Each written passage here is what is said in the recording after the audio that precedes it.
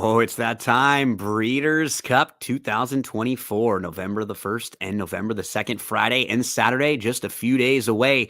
It is very late on Tuesday night right now. You know, you have a good friend when your friend will help you record shows like this at about midnight, a little after midnight Eastern time. So Barry Spears joins me, and Barry, we have a lot of really great races to discuss. 5 on Friday, 9 Breeders' Cup races for Saturday. We'll give you all of the information that we have as we have it on Tuesday night. Always going to be a couple horses that inevitably scratch or things change in the next couple days. But as far as we see, some strong races, man. Just some really good betting opportunities over the next couple days.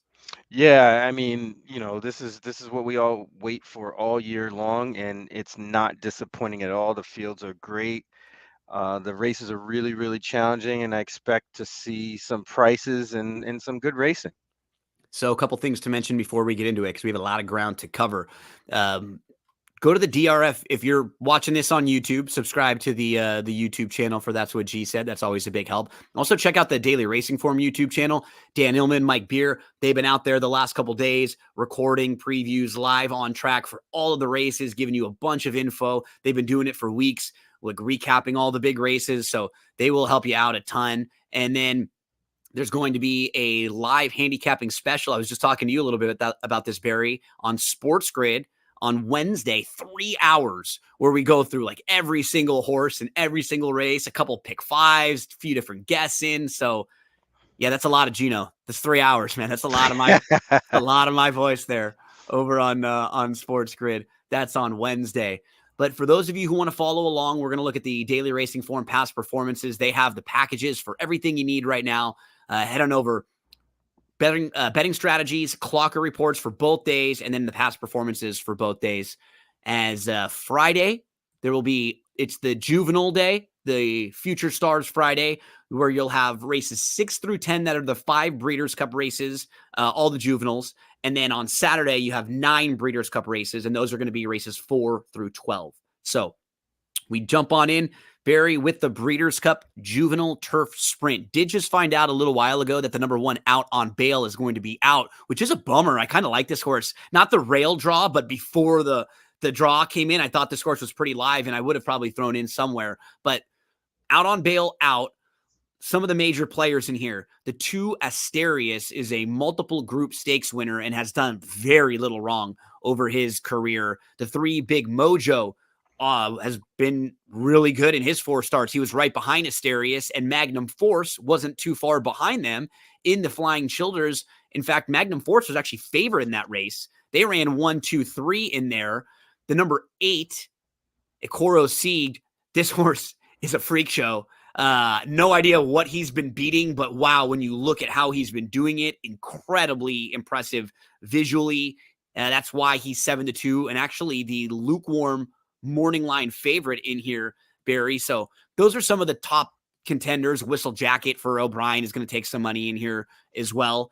Who are some of the horses that are on your radar in this 5 furlong juvenile turf sprint down at Del Mar?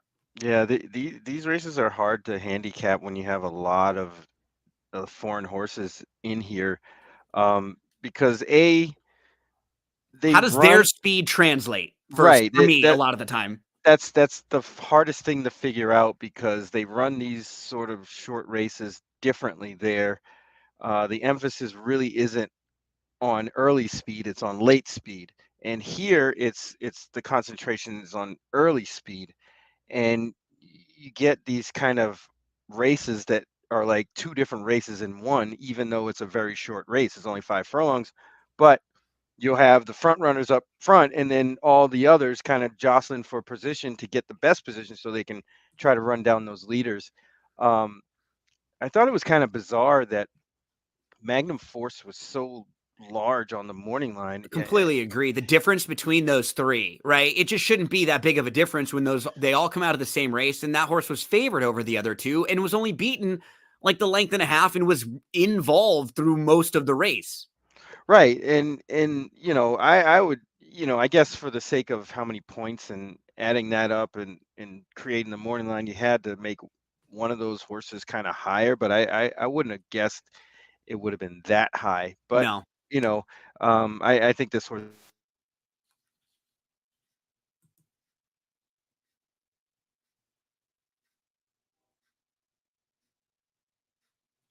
I think I lost you for a sec.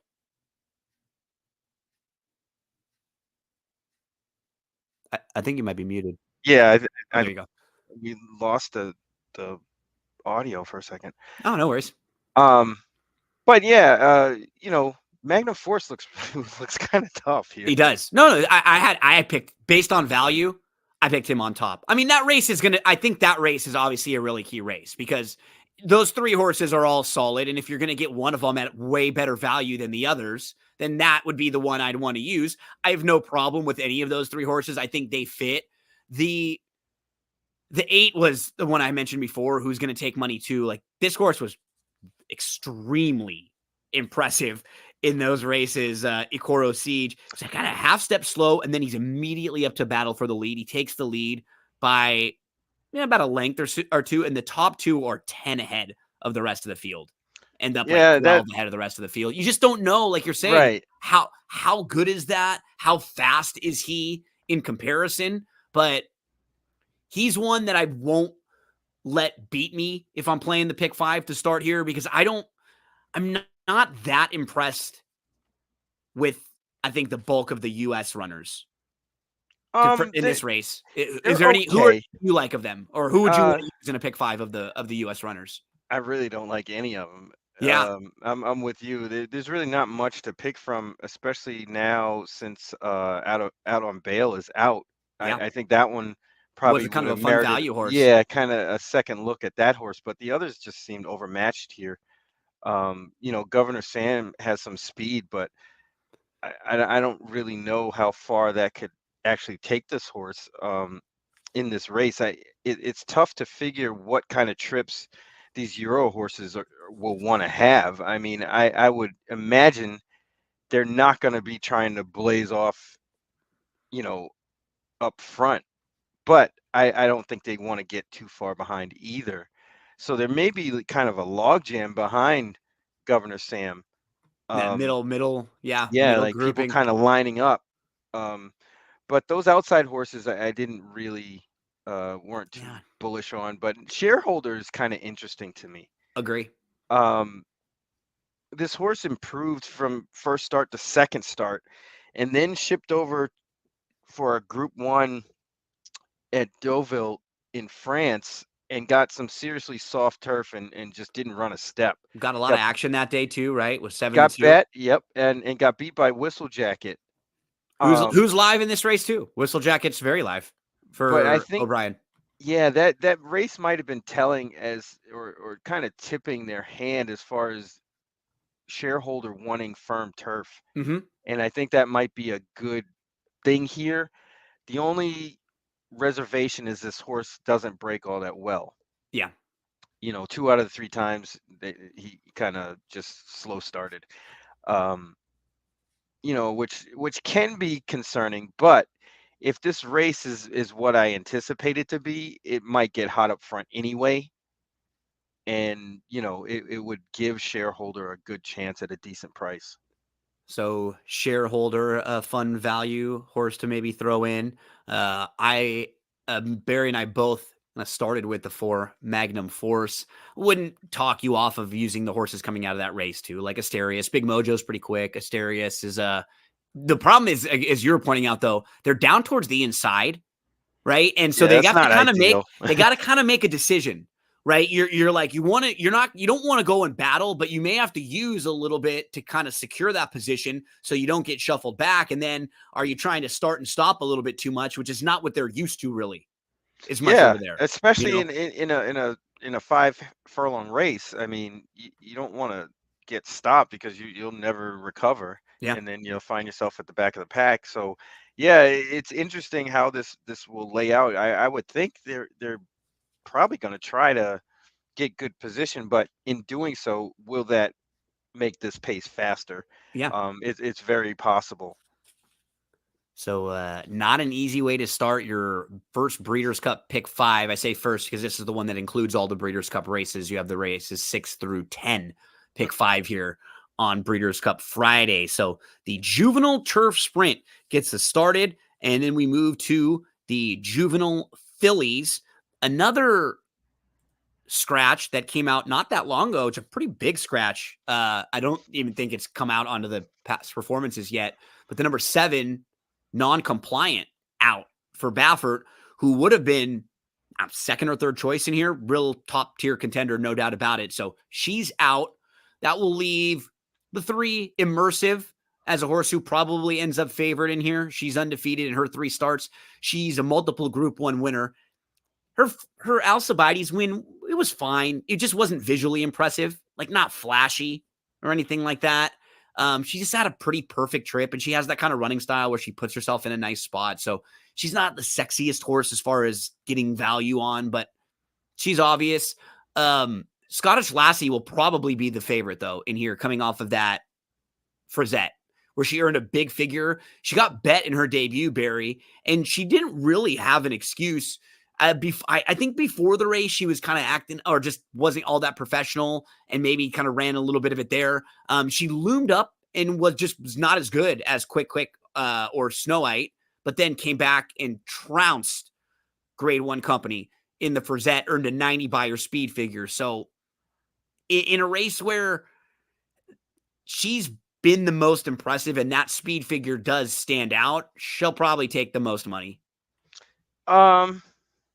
I don't know. You think the 3 will? Yeah, I think of Immersive just because the connections. And Brad Cox did an interview the other day on FanDuel TV, and he was really high on Immersive. Nice. Um, There's just and nobody in and this race that I like. right there's That's the nobody. problem. Yeah, there's. I mean, any of these horses can obviously step up, but it's going to be hard. I Well, mean, just looking at the figures, right? There's yeah, no there's only one horse that's even gotten into the 90s, which is right. Scottish Lassie, and that was only once. Everybody else in here is basically low 80s and below. I don't even think we have another 85.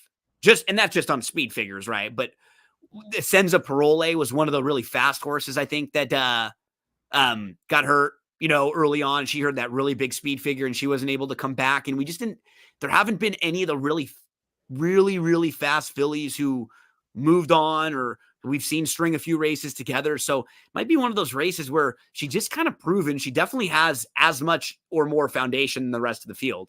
Yeah, I mean, the scratch and non-compliant really stands out. I thought the 7 was going to be pretty tough for Yeah, me. it was Like I like a good foe for Immersive to go up against. But now with that horse out, you'd have to kind of rely on probably one of the Japanese horses to kind of get in the mix. And you know, the 6 Otomina Shako, um, interesting because this horse got beat by American Bikini back in July, and they both went on the shelf off of that race, and both came back to win by open lengths. And at least on paper, the 6 ran a better race on the comeback than American Bikini.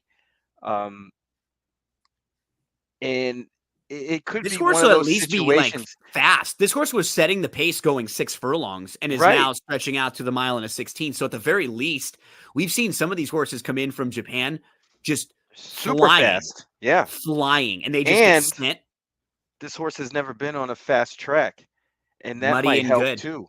Yeah. Um, so that one I would take a double take on And for, this horse is bred.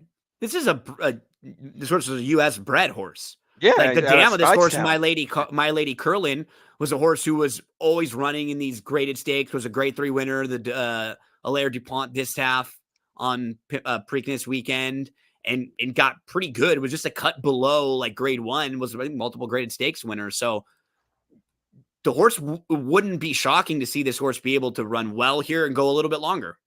Yeah, and with the lack of star power, if you will, in the race, I mean, Scottish Lassie is kind of a crapshoot. The horse ran okay, I guess, the first time. Ran better on the stretch out, but it was seemingly a kind of perfect trip win, and I don't think too many horses did that much running behind her.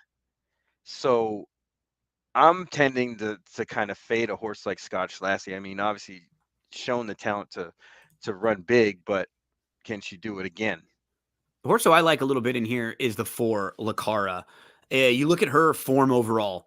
So first race, she's on the slop. You can just eliminate that. She comes back in her second start. She runs really well. She finishes second behind a horse who was very good at the time named Eclatant, who has come back and won a couple times, I believe. At that point, Eclatant was one of the better 2-year-olds, then came back and won the second start at and earned an 81 Beyer speed figure on October the 4th, not long ago, early in the Keeneland meet. And the races really improved when she went a little longer. Once she stretched out to 7 furlongs, you can see they just put her on the front end that day. She beat Quick Kick. She won by 8 on the lead. And then on September the 14th, against Grade 3 Company, showed a brand new dimension. She was 11th early in that race. She was down on the inside. She was 6 lengths off. She was traveling pretty well, but she didn't have a ton of room. She moved to the 2 path. She waited, then out to the 5 path. She made this big, sweeping, sustained move. Race didn't come back all that fast on speed figures, but she's got the foundation. She's versatile. And we're saying this there's no monsters in here that really scare you all that much. She can adapt to different things. And I just like that she didn't show that she's a need the lead type. I'm going to use her at a fair price in here. Lacara, the 4, 12-1. Yeah, and you always have to kind of be aware of Bob Baffert. Nooney was well meant Oh, early. yeah. Kind of tailed off a little bit when stretching out. And he's got the quick turnaround, which really, really interests me. And the three three bullet workouts in tow. I would say that this horse is going to be, just all out. Fast. Got to Um, go. and Absolutely. and that might win a race like this. 100%. It's we're Bob's done it a lot before. of these horses, I don't like, they're not in the best, like, they're not all as fast usually as we might see a group of Breeders' Cup juvenile fillies at this point. So maybe you outrun them early and you put a lot of these horses in chase mode. That Well, wouldn't shock me. I think that's a lot of the strategy that Bob uses when Almost he enters always. horses. Almost Yeah, always. he wants to get them out and in front, and then have them kind of back up the field a little bit, and kind of accordion it, and then stretch them back out on the turn, and that's when they win races. And then you'll see some of his horses really, really finish.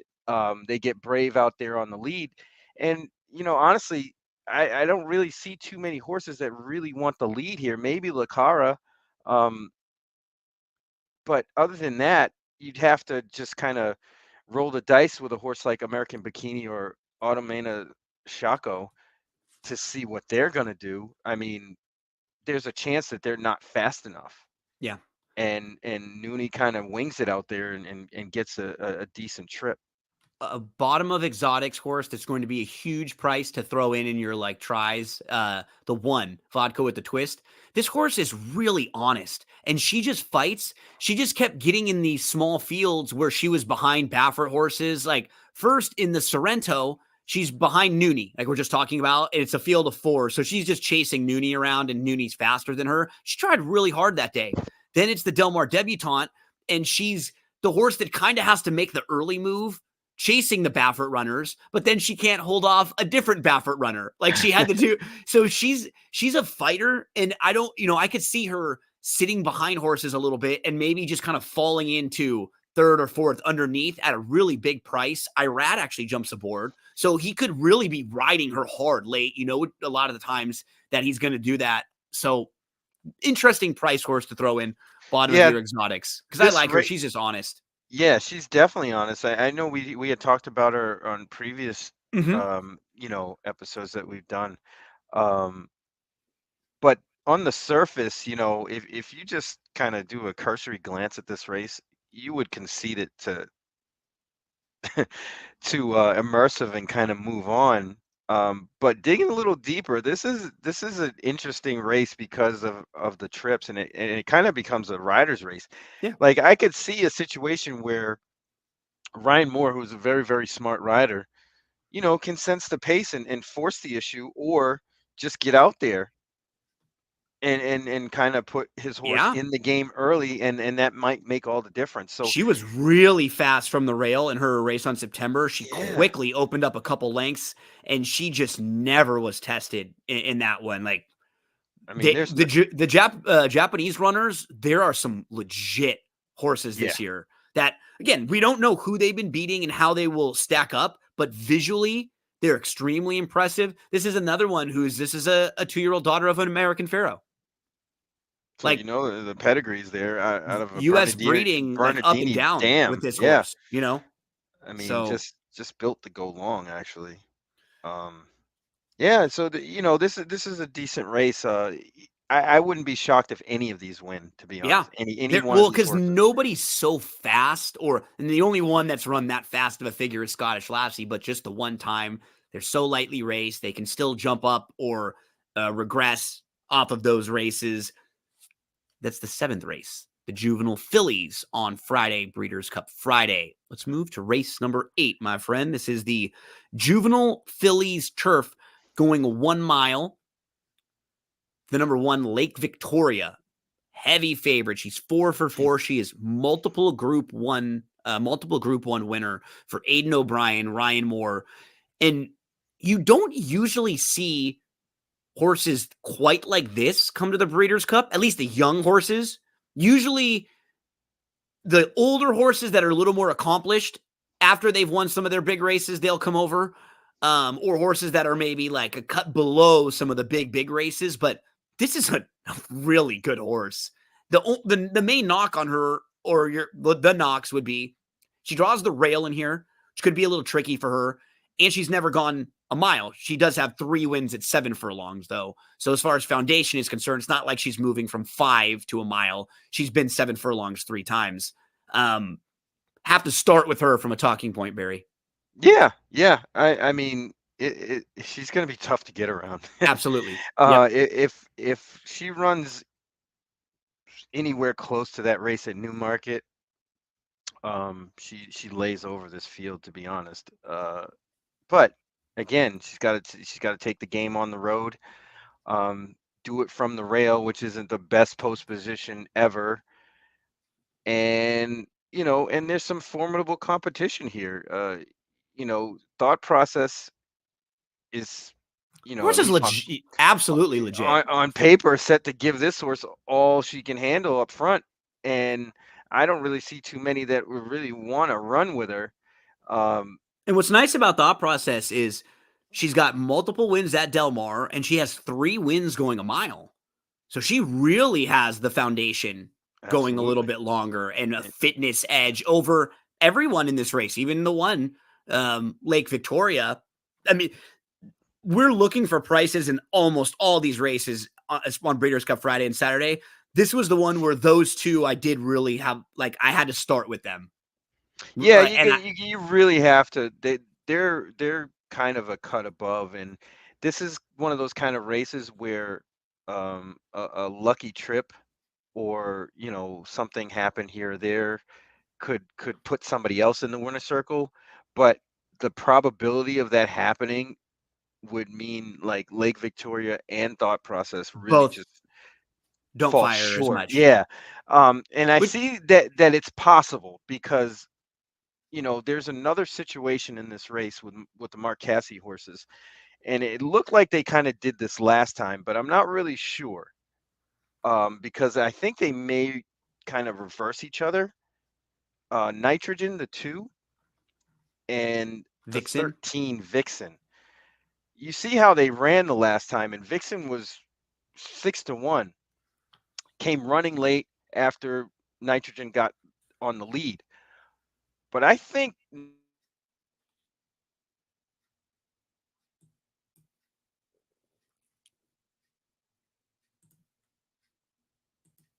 oh, I can't hear you for a sec. yeah, There we go. I Oh, lost. there you go. Okay, so I think Nitrogen is probably not going to be on the engine this time. And I think it's one of those situations where if Jose Ortiz breaks on top, they'll go with it. If he doesn't, he's definitely going to try to get in front of Lake Victoria to make it that much harder for that horse to kind of go around horses to beat them. And I think in doing so, because I kind of mapped this race out, so Thought Process would probably be the aggressive one from the, towards the outside to try to get to the lead. And that put the 2 in a great position. I think. Um, because if anybody else wants to go with thought process, they can go. But And Virgin we're will sit in a great spot, and it'll also force Lake Victoria to try to go around people. the horse I'm looking at as my kind of price to use in this race is going to look for the same exact trip you're talking about. That's the 4, Mm-hmm. Scythian, who's look debuted on the dirt, fine second, stepped up in the second start on the faced New York bred, actually the boys in the second start, and beat them on the grass, and then faced grade 2 company back with the fillies, open company, obviously there for this New York bred, and won at 11-1. So her 2 grass races are really nice. This is Mott with Alvarado. Like, she's progressing, and she's not even that far off of some of the speed figures of thought process. She took one more step forward, Scythian, from her high 70s into the like middle 80s. She could be right there. So yeah, I thought she was kind of a fun price. The 8's the other Aiden O'Brien horse, so that gives him a pretty strong one too, because Heaven's Gate is no slouch. Was a Group 3 winner last time out. Not quite as classy as Lake Victoria, who's multiple Group 1 winner, but this horse is still solid. Probably a little kind of curious what they will do from running styles with those two, but not quite as classy. Like you're saying, if something happens for some reason, Lake Victoria didn't show up, this horse could still be competitive with the rest of this field.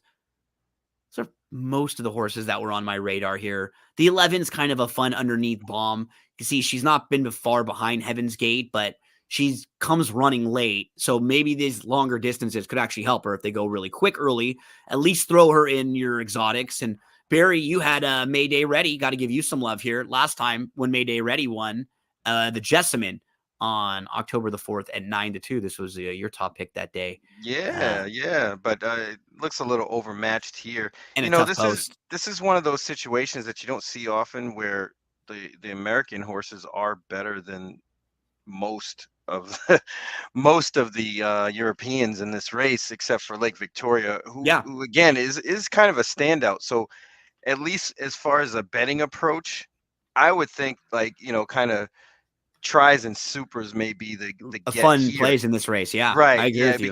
because there's some possibilities underneath, Big and it could get prices. crazy underneath Yeah. that horse, and put a little nice ticket together, and it could set you up good for Saturday. There's a look at race number 8 on Friday. That's the Juvenile Phillies Turf. We hit the Breeders' Cup Juvenile race number 9 on Friday. So in this one, we have East Avenue, Breeders' Futurity winner. He's 2 for 2. He's undefeated. He's very, very fast. You have Chancellor McPatrick to the outside, total opposite. He's a multiple grade 1 winner. He has no speed. A couple times I thought there were excuses the first two, and then the last time he It's really didn't just have an excuse. He just nothing. gets outrun. Like, he has a fine start, and then he gets outrun a little bit. Like, he just doesn't really want to get going until late, but he does get going, and he's got the nice progression from 6.5 to 7 to a mile. Those two are the starting point, but you also have a couple of Baffords. You have Gaming, who is 2 for 2. He won the Futurity, the Del Mar Futurity. You have Citizen Bull, who just recently won the American Pharaoh. The horse who was actually better than them early was Getaway Car, who won the Best Pal and maybe even quicker than all of them. But that's what's crazy. Like, you would have thought Getaway Car would have gotten the lead over Citizen Bull last time out, and then Citizen Bull gets the lead. Sometimes it happens with the Baffert runners. You just don't know which one's going to go where. Can't forget to mention the 5, Jonathan's Way, who's been awesome in his 2 starts. So this is a good juvenile. I mean, you have the best horse from the East. You have the best horses from the West. Couple horses from the middle of the country that were really good, like Jonathan's Way and East Avenue. And you have them all kind of lining up in here. Yeah, this is a really decent race. I mean, I don't know if we have a Derby winner in here or anything, but this race is very, very competitive. There's a lot of speed. I think it's just going to be a fairly contested kind of event. Um, Chancellor McPatrick is going to get the setup. I think that horse has a really good chance here. But I also think that horse might get slightly overbet. I think horses like Gaming and in particular, definitely Ferocious, merit or rate to get a really, really good trip here. Yep. I like Ferocious quite a bit in Gaming, probably as like the second choice. They both should get really good setups closing. Um, I think Ferocious just had just bad luck, you The know. last two in particular. So Yeah. he won when he won his debut in August. He was the most impressive 2-year-old at that time. And then you can see in his workouts. So he came back and was working in August. Um, it was he missed a little bit of time going into the hopeful. Like they weren't sure if he was going to make the hopeful, and then in the Breeders' Futurity, he's kind of banging around in the starting gate before the gate. That's So right. you know, yeah, he's been a little bit unlucky.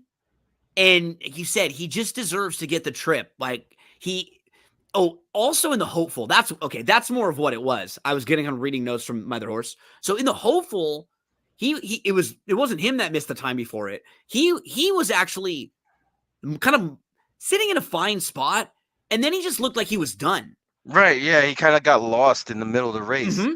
And then McPatrick came up on the outside of him and looked like he was going to blow by. And all of a sudden, Ferocious got really ferocious. Like he just battled all the way with him. That was what was so impressive about him in the hopeful, in that he didn't even look like he was close to his best that day. And he just kind of went along with it and still almost won the race. He came back in the Breeders' Futurity, probably ran his race before, and was chasing a lone speed winner that day. Just Yeah. could get a lot of help in here.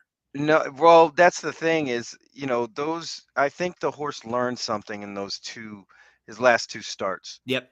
Um, and I think that, you know, given that this horse doesn't even need a perfect trip now because the horse has been through a couple of pretty tumultuous trips. Um, just gotta get in the clear late and get a run at the wire. I like this horse quite a bit, to be honest with you. One that I will be using too, just with the versatility, is Jonathan's Way. So he showed us in his debut, he's not a need the lead horse. He was on the front end last time, and he earned a nice speed figure that shows he's right there with the best horses in this field. And with Joel aboard, Joel can go to the lead like he's shown with this horse, but I feel like in here he's going to be off the pace a little bit more. And I think he fits pretty well with this group. I had 4 and 5 as kind of my top two. I had the 10 also getting a trip that I preferred. I thought it might be a little tough for East Avenue in here. Just a little tougher than it was last time out with the 3 Bafferts, one of them right next door, Getaway Car, who I imagine has to be showing a little bit of speed. And then who knows what Jonathan's Way is going to do? He could be close. Probably one of the other 2 Bafferts will also be close. The 8 horse, he's kind of freaky himself too. He won going 1 mile and an eighth in his career debut. He's another one of these horses that's got he's a son of Constitution, where he has a lot of U.S. influence. And yeah, if you watched that race, you were going, wow, it was really, really impressive. I didn't think the times that I've seen horses within their first 3 starts go that long and win, they're always pretty good horses, no matter yes, how you slice it. I know. Because who's the other one? It was a Baffert horse that did it a few years ago. I want to say, oh man, the horse started a 6 furlong race and then went to mile and eighth and won. I think it was the Santa Anita Derby or something. It was, oh man, it was a He's got couple so years many ago. good ones. I know it'll come back to me. Yeah, It'll come back to me. But yeah, every time I've seen that happen, and it doesn't happen often, those horses are pretty decent.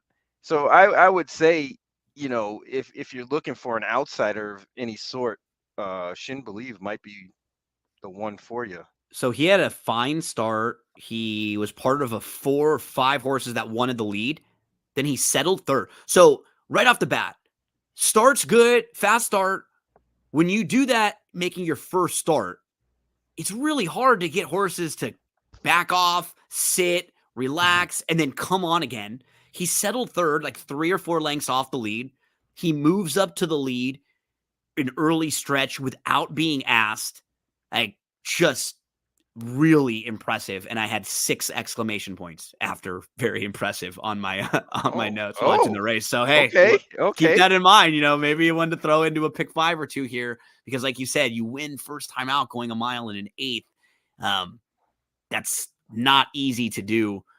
A fun juvenile. It like the classic too. And there's not, I don't know, like you said, if there's a Derby winner or necessarily yet. We haven't seen one that's head and shoulders above everybody, but it's very competitive. Yeah, and Very competitive. that's what makes it a good betting race. I Yep. mean, they're going to come from all different angles here, and these horses aren't all that seasoned, so you're going to get. It's just always a little crazy, especially at the beginning of these races.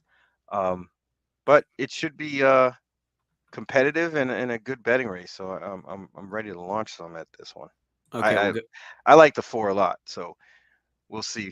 fours all over for me and Barry. I mentioned the 5. Barry talked about a couple others, including gaming, right? You liked most of the Bafferts? Yes, yes, Yes. absolutely. Yeah.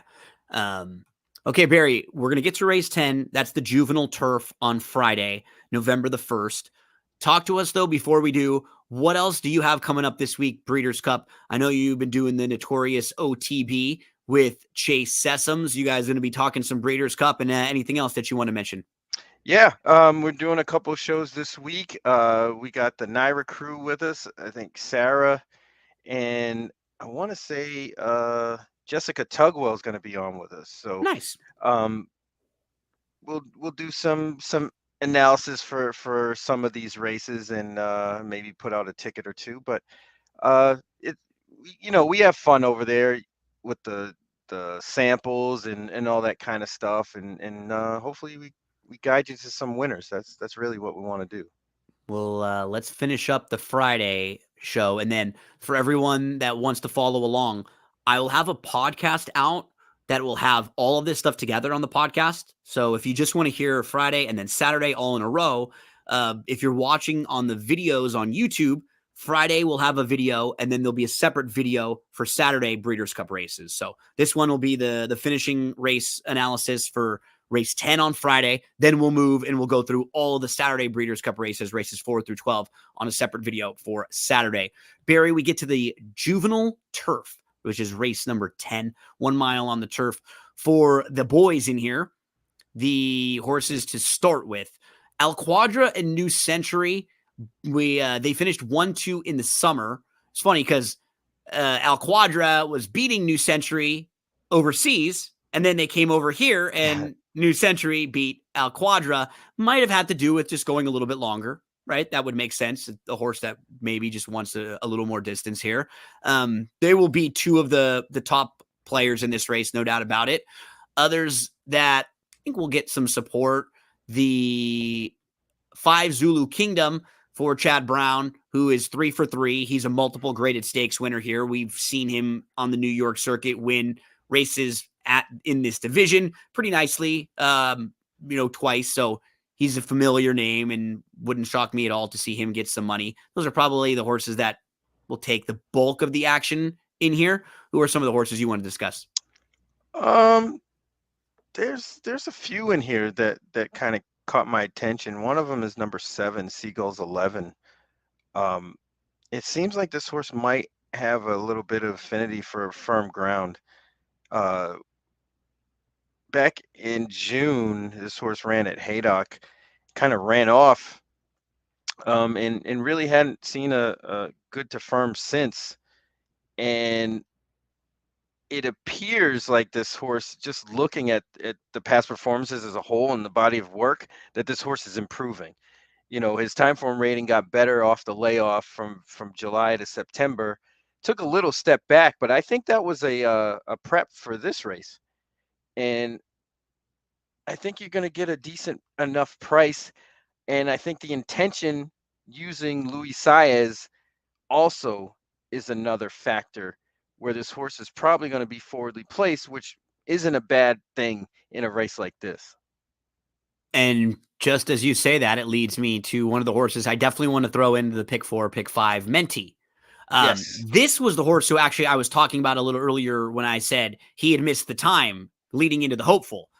Ferocious was who I confused him with, because Menti in June he earned an 88 buyer speed figure, winning his debut. At that time, that is really fast that early on in the season. And if you don't remember, Menti is the brother to Fierceness. Yep. So his brother is going to be in the Breeders' Cup Classic. His brother was fine going longer, definitely a mile. He's already won all the way up to 1.25 miles now. So getting a little bit more distance shouldn't be a problem for Menti. Use his debut as to see his ability. Then in his second start, he tried to get into the hopeful, but he was backed up. He had missed that time. This is the horse that you can see it exactly, because he's working on July the 7th and then nothing again till August the 11th. So there's that whole month of gap in the workouts. They try to get a couple works into him. They get 3 more into him, but in the hopeful, he's just not quite ready. And he shows speed that day, and he just wasn't himself. They put him on the grass, sits a pretty nice trip, and draws off a little bit. I think they're going to get aggressive with him. Third start off the bench. He could be a little fitter now too, with a couple races back after whatever the little hiccup was. Menti, who's 15-1, I don't think will be 15-1, but 8, 10-ish, fine for a horse who probably is the quickest or one of the quickest in here. Yeah, definitely on my radar. I really like that race first time on the grass. And the horse could only get better from there, I think. Yep. And, Johnny V really kind of wants to get aggressive with this horse, I think, and get in a good position so he can sit and kind of coast and make a nice run. Dream On is interesting here too. Yeah. And only because this horse could do a lot of things. I think this horse could be on the lead or kind of come off the pace a little bit. He just moved a little early last time. That's all it was. That's what it was. And it was his first start going longer. That happens when you are going longer for the first time. These horses are used to going 5.5, 6. He kind of loomed up, and then you got that long stretch at Woodbine that just gets a little bit demanding there when you have horses like New Century and Al Quadra storming at you. Yeah, I mean, I think this one can turn the tables on those two, especially if the trip unfolds a little easier for a horse like Dream On, because I'm not sure what the one is going to do. That's one of the things, especially with the Japanese runners, is it seems like they have no idea about positioning in American races, and once they figure that out, they're going to be tough. When their guys get on horses here, once they figure out, like Frankie does or did, where to place horses, I think they're going to be a lot tougher. And how to get the best out of their horses, when to use the speed a little bit more early, when to make the move a little different. Yeah. The example that is in my head is, how in Jurassic Park, when in the first one, when they were feeding the raptors, the big cow, and they have the little conversation, and the guy, the handler, he was like, yeah, they're testing the fences just to see. Learn. Looking for weaknesses. And that's exactly what it looks like the Japanese are doing. I know. Especially this time around, you can see the differences on how they're bringing horses into which these types races. of horses and the way they bring them in. Yeah. It's just a matter of time before they win a lot of these. And I think that horse in particular has some talent, but I'm not really sure what kind of trip you're going to get, and I'm also not sure what kind of price this horse is going to be. I mean, this horse could easily be 50-1, and still have a shot, but it could also be 15-1 and still have the same shot. This is a 20-1 morning line shot on Satono Carnival. Yeah, David Aragona, if you read some of the analysis here in the bottom of the racing form, he likes the Dream On a little bit too, as you were pointing out. Very live. I mentioned the 5, who's super logical, Zulu Kingdom. He's, been solid horse at this level. Barry talked about the 7, Seagulls 11, and Menti, also a horse on our radar there. The 13 and 14 would both have been horses I may have given another look to, but the posts are just tough out there. Like really tough for Tenacious Leader because he wants to be closer. Like his grass race was good. And then Henri Matisse was very good. A couple starts back, may not have liked the course last time out all that much. Just didn't really have it late, but out there, really going to have to work out a trip and probably going to be a little overbet with the connections from out there, even. He's a closer too, so it might not affect him as much, but he just gives himself a lot to do, and especially lately. So he's kind of like, I thought, at least looking at his races, that he's kind of backing into this race, not kind of moving forward into it. There's a look at Breeders Cup Friday. Thank you all so much for hanging out with us here. Remember, past performances all available and the Breeders Cup packages available. Shop.drf.com. If you want some help with the Saturday Breeders Cup races, there will be a video available for you on That's What G Said YouTube. That's What G Said podcast on YouTube. And then also, if you download That's What G Said podcast, we'll have both Friday and Saturday all together for you with Barry Spears. So Barry and I will be back in just a minute to talk some Saturday racing